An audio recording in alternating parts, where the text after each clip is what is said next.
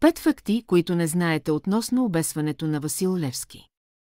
18 февруари 1873 година е пагубен ден за българския народ. България губи своя герой Васил Левски. Той е заловен и осъден на смърт. Неговата присъда се изпълнява в тогавашните покрайнини на София. Днес това място се намира в центъра на София и на метри от мястото на бесилото е построен паметник. Едни от последните думи на Левски са отправени към Тодор Митов, архиерейския наместник на София. На него той се изповядва и казва: каквото съм правил, в полза народа е. Моли се, отче, не за мене, а за отечество България.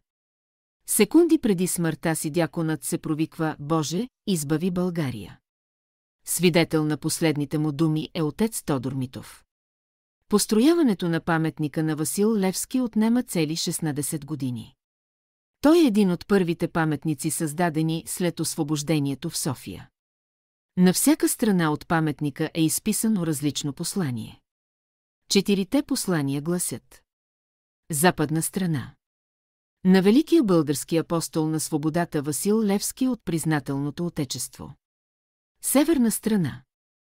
Роден на 1837 година 6 юни в Карлово, умрял мъченически на 1873 година 6 февруари в София.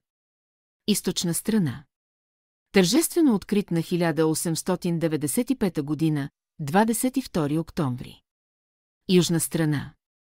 След 12-годишно проповядване на родоборба за свобода, Левски, ранен и пленен при Катрински хан, бил хвърлен в Софийската тъмница и обесен тук, на това място.